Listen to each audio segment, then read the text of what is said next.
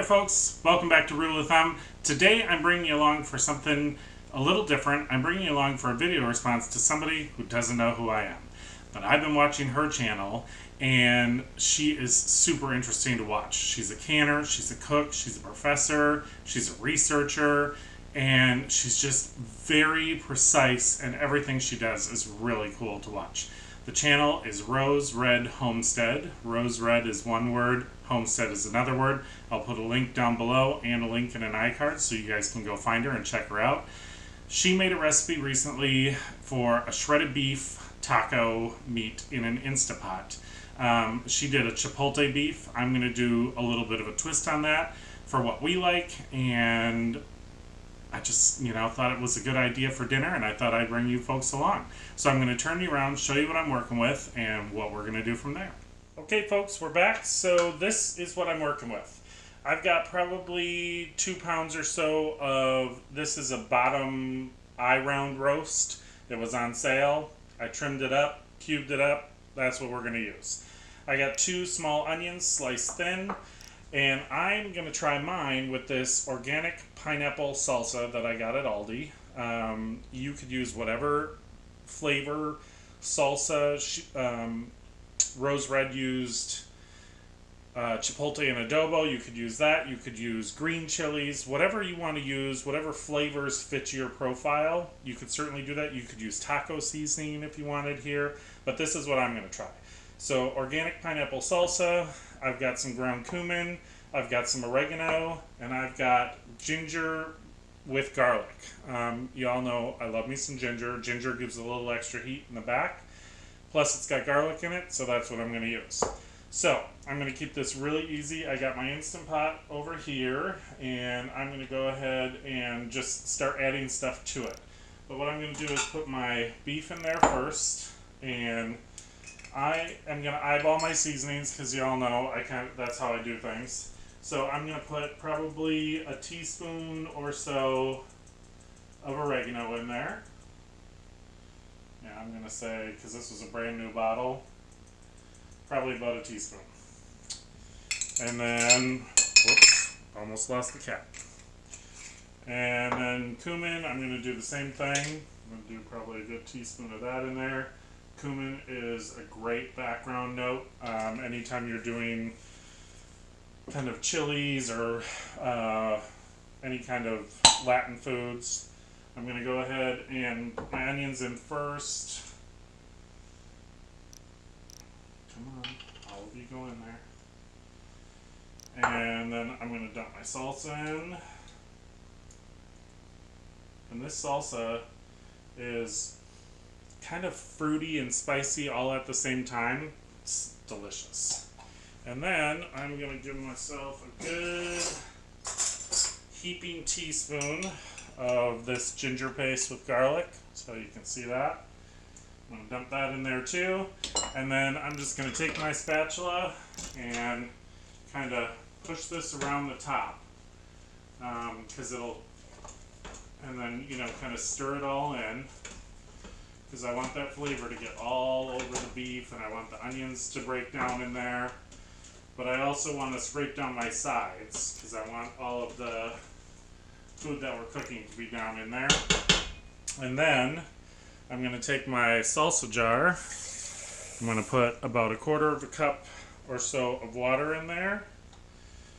And I'm going to shake it all about.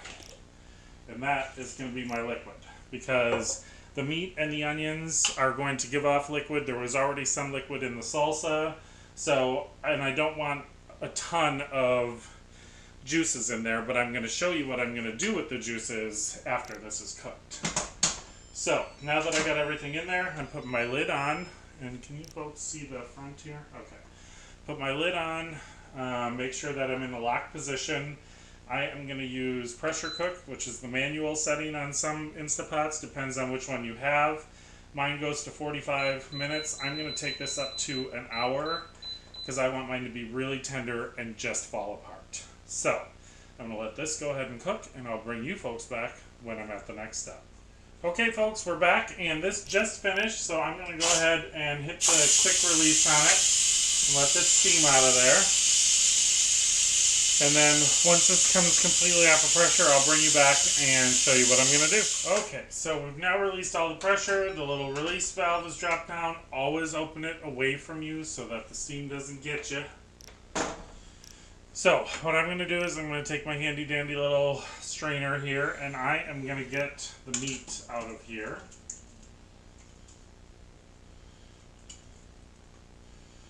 Hopefully without spilling everything everywhere.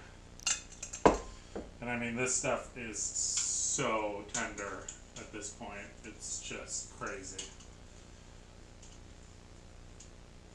And that's the beauty of a recipe like this, is you can take an inexpensive cut of meat and you can get great results from it. So I'm going to switch to a smaller slotted spoon now so I can get whatever last couple pieces are in here.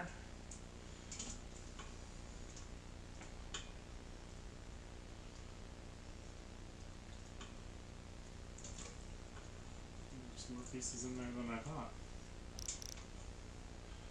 Okay, so now we're down to basically the liquid.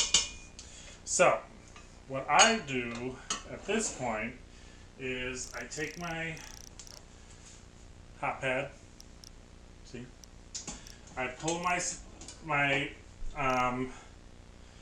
insert out and I pour it through just in case I missed a piece of meat, which I often do. Yep, sure enough, there's one in there. Okay, so we'll leave that there. I got some extra onions and stuff here.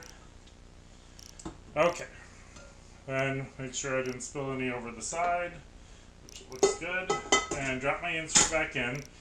And now I can see how much liquid I have. So I've got about a little over 3 cups of liquid. So I'm going to go ahead and pour that back in there. And then what I'm going to do is add 1 cup of rice for each cup of liquid. So that my rice gets the same flavor as the beef. So this is, doesn't have to be exact. I got 1. And I know there's probably people out there saying, you should wash your rice, you should wash your rice. I like mine sticky. So sometimes I wash it if I want a different effect. If you rinse your rice and you get some of that extra gluten off, it makes your rice so that the grains of rice don't stick together as much. And that's fine for some applications. For this one, I like to have mine, I'm going to take a damp cloth and just go around the edge here. I like to have mine sticky because we're going to put it in a taco and I don't want it to all fall out when I go to eat my taco. So if it's a little stickier, that's actually better for me. So that is what I do because there's already fat in there, there's already flavor in there. So it's literally add the rice to the liquid, give it a little quick stir, and then I put my lid back on, set it to lock, cancel out what was on there, should have did that before, and then just hit rice and let it go. And in 8 minutes this will be ready. In that time I will shred the beef up and get all the toppings together and we'll be ready to eat. I'll come back and show you folks what it looks like when we're ready. Okay folks, we're back and this is dinner. So, shredded up that meat. You can see it's beautiful, it's moist, it's delicious. The rice came out beautifully. I have a little sour cream and cheese here because that's what I like on mine. Josh likes lettuce, tomatoes, all that kind of stuff. I'll cut that up for him before he comes home. I am doing mine tonight without a tortilla because I'm looking for something a little bit lighter, so I'm just going to put a little bit of rice on here, make like a little bed, and then I'll put some of this beautiful beef on here. And I mean, we'll get several meals out of this, so, and we can always, clean hands, we can always freeze some of it if we need to, but we'll definitely get through all of this. So put the beef on there, a little sprinkle of cheese, and a little dollop of sour cream right on top. Whoop, and off to the side. And that's what's for dinner tonight. I hope you folks enjoyed this. If you did, first of all, make sure you go over and check out RoseRed Homestead. Like I said, I will put the link below. Show her some love. Let her know that I sent you. Try this. Seriously, the beef is amazing. I have a feeling this will be a regular in our rotation, so definitely give this a shot. Like I said, hope you enjoyed the video. Come back and see us soon. And as always, I hope you had a great day.